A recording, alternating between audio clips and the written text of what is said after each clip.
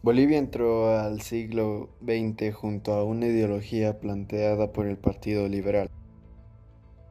El vertiginoso ascenso del estaño en las exportaciones bolivianas fue acompañado por la instalación de un modelo liberal de desarrollo, de 1900 a 1930.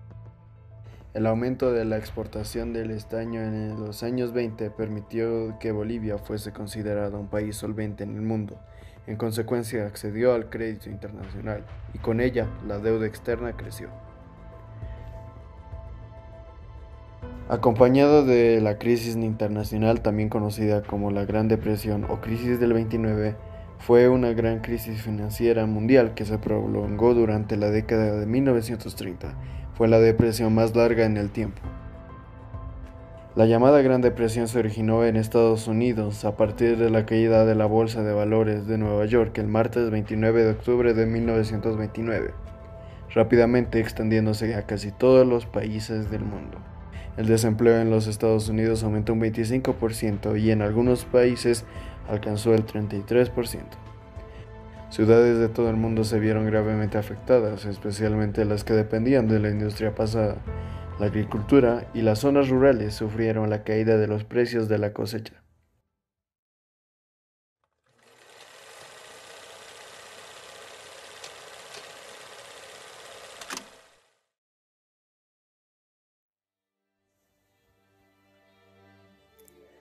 Mientras en Bolivia políticos luchaban defendiendo sus ideales para llegar al poder, en el mundo, específicamente en Estados Unidos, en 1919 Estados Unidos se proclama como potencia mundial. Después de ganar la Primera Guerra Mundial, Gran Bretaña y Europa se quedaron en crisis por la guerra.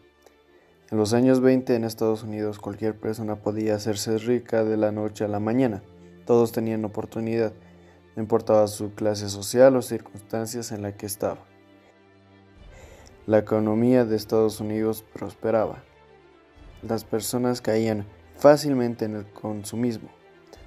Apareció la compra a plazos y el crédito que animaba a las personas a comprar y comprar y comprar.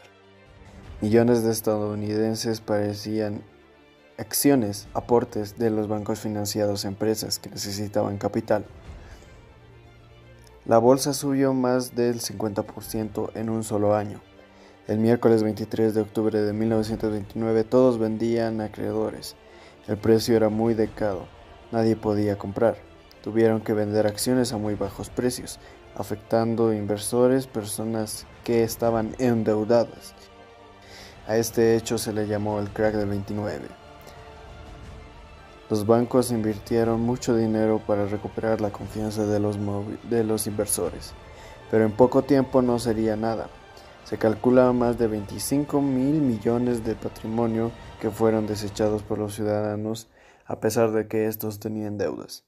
En este periodo, un malvado pero genio llamado Adolf Hitler creó su gobierno autoritario anticapitalista con el fin de ayudar a alemanes a afectar por la Primera Guerra Mundial.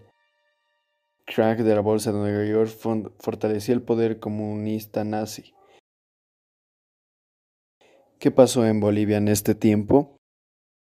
Presidentes pidieron préstamos extranjeros para sus industrias. Saavedra, 1920-1925, y Silas Royer, 1926-1930, se endeudaron gravemente en Estados Unidos. Saavedra recurrió al crédito externo para pagar deudas anteriores. En ese tiempo Estados Unidos tenía el control sobre la recaudación de impuestos de Bolivia.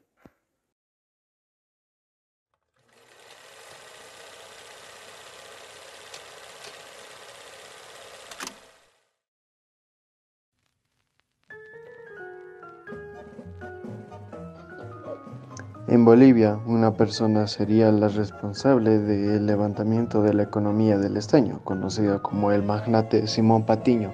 Llegaría a ser reconocido como una de las personas más ricas del planeta. La historia se remonta por 1985, año en el cual Simón Patiño haría una inversión por parte de una mina, Espíritu Santo, mudándose con su esposa para seguir con el sueño de encontrar lo que buscan con la misma durante años. Años durante los cuales la guerra federal sucedería. Con eso llega el nuevo siglo y al llamado de uno de sus peones para que vaya a revisar el metal descubierto. Este emocionado lo lleva a un laboratorio donde salen los resultados: 58%, 54% y 48% de estaño puro. En ese entonces Simón Patiño había descubierto la veta de estaño más rica del mundo. Mientras Patiño formaba su imperio a niveles internacionales, el país minero se comenzaba a levantar. Los primeros sindicatos y organizaciones locales de las ciudades pasaban a convertirse en sindicatos de minas. En 1929 se produjo el doble de estaño de todo lo producido en 1900. Parecía ser el mejor año para la economía, pero octubre de ese año pasó el crack del 29 en la bolsa de Estados Unidos. Posteriormente, en el año 1931, 1932 y 1933 fueron los peores para años de la producción, mismos años en los que la guerra del Chaco se desata y deja herida a Bolivia. De ahí en el camino se decide tomar cuál sería el nacionalismo revolucionario. Hermann Busch es el que lo comienza y determina la obligatoriedad de la entrega del 100% de las divisas de exportación al Banco Central de Bolivia a los grandes mineros, lo que genera una confrontación que iba a afectar poco a Patiño, pues su imperio superó hace tiempo a Bolivia, pero Hermann Busch termina quitándose la vida en agosto de 1939. Los trabajadores comenzaban a hacer demandas por la calidad de trabajo, aumento de salarios, jornada de 8 horas. Fueron las demandas de un sector de trabajadores cada vez más consistente de los derechos. Así fue como el movimiento sindical se iba agrandando más. La tensión durante años se rompe en 1942. Una manifestación de obreros reclamó el aumento del 100% de su salario, que sería brutalmente reprimida por el ejército, conocido como la masacre de Catavi.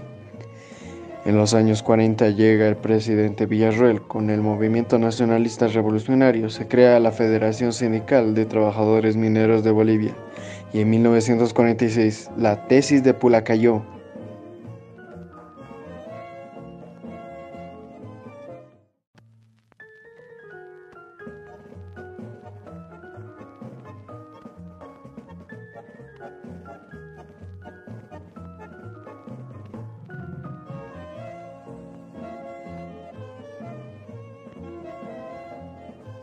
Esta avanza y adelanta la Revolución Nacional y la nacionalización de las minas. En 1947 fue cuando Patiño, desde Nueva York, ya en sus últimos días, decide ir a Cochabamba a pasar en su tierra natal sus últimos días. Le pide a su doctor ir a Bolivia, pero este le contesta que en su estado no sobreviviría al viaje. Aún así, decide viajar. Pero a pesar de sus esfuerzos, el 20 de abril de 1947 moriría en Buenos Aires mientras duerme. El año el MNR obtuvo un triunfo en las elecciones. De forma inmediata formó a una junta militar de gobierno para evitar la llegada al poder del MNR. Ante esta reacción del ejército, un año más tarde se produciría el 9 de abril un golpe de estado dirigido por el general de la policía Antonio Salemé, con el apoyo civil de Siles Suazo y el dirigente minero Juan Lechín Uquedo, ambos del MNR, así como la confabulación del general Torres Ortiz.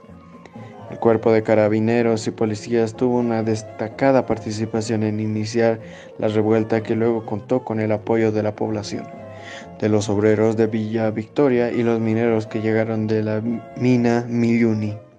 Después de esta revolución se lograron muchas cosas, entre las más destacadas que fueron el sufragio universal, fundación de la Central Obrera Boliviana, alias COB, disolución y reforma del ejército, nacionalización de las minas y reforma agraria, y la reforma educativa.